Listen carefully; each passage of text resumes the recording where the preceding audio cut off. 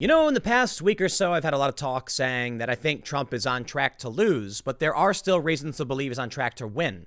The other night on the IRL podcast, we talked a bit about this, that the polls may actually still be wrong because they can't accurately capture white men who are not college educated and white women as well.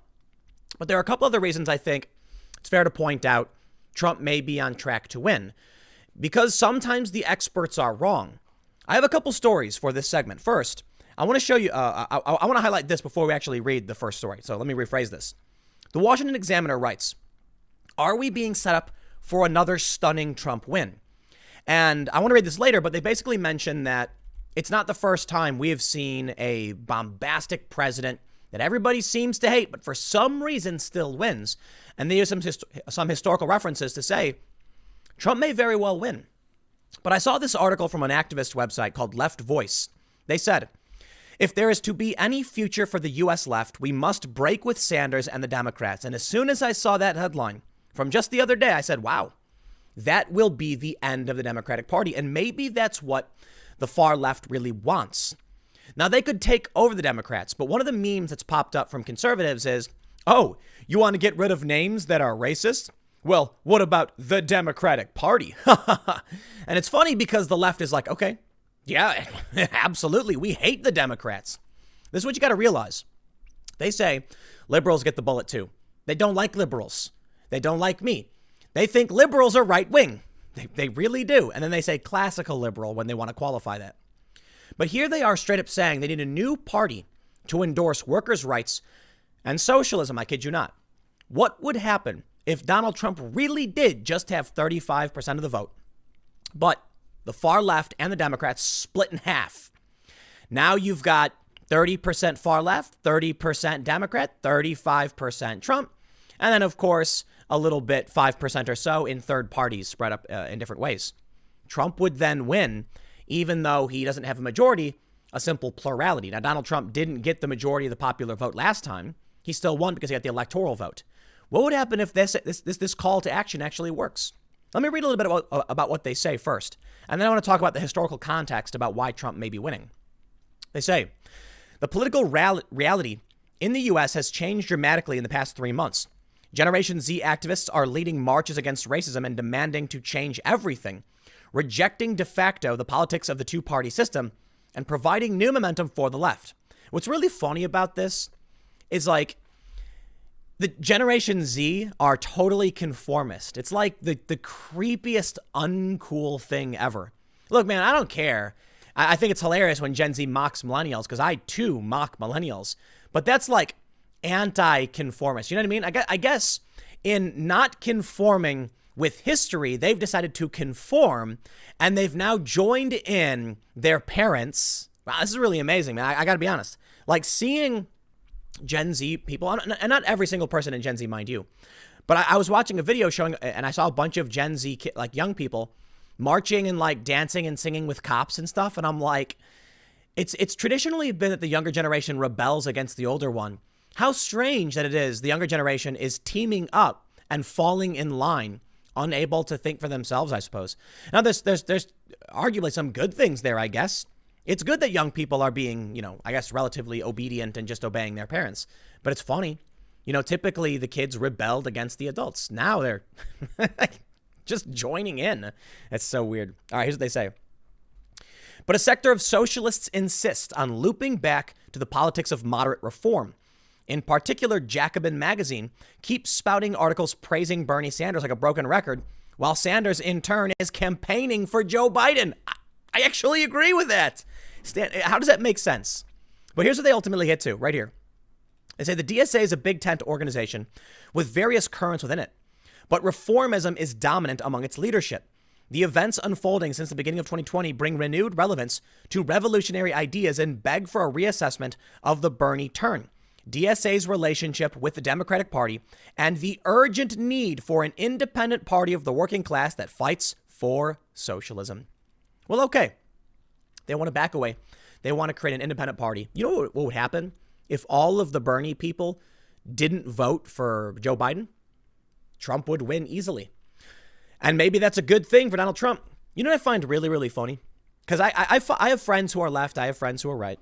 My lefty friends post these memes. If you don't vote, you're voting for Donald Trump. And I'm like, And then I look over to the right-wing person. If you don't vote, you're voting for Joe Biden. I'm like, oh, yeah, okay. So if I don't vote, I voted for both of them? Awesome. I'll keep that in mind. Maybe I will vote for both of them. How does that make sense? I mean that figuratively, not literally.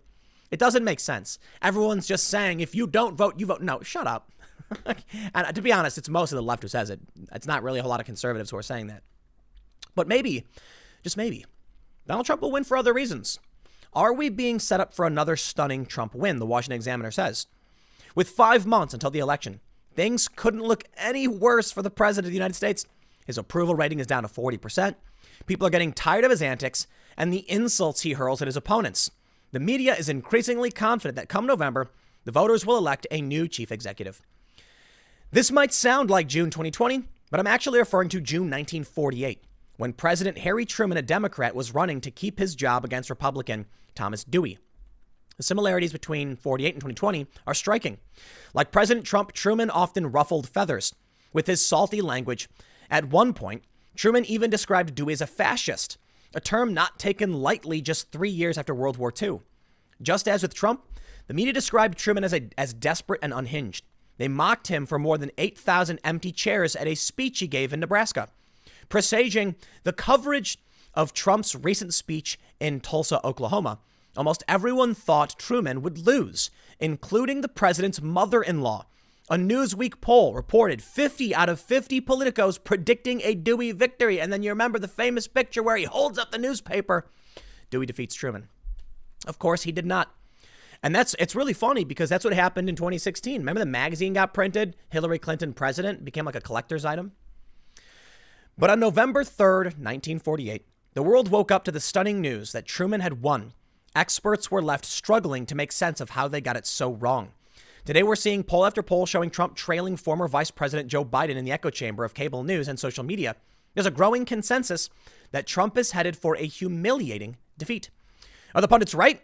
Or are we moving towards another stunning win by the beleaguered incumbent? Could history be repeating itself? Maybe. Or maybe it's just, maybe it's not so much repeating itself, but this is the way the system works. People become complacent. They think they know, and they underestimate a disenfranchised voter body. Donald Trump famously lit up voters that didn't vote. He lit up areas that didn't vote.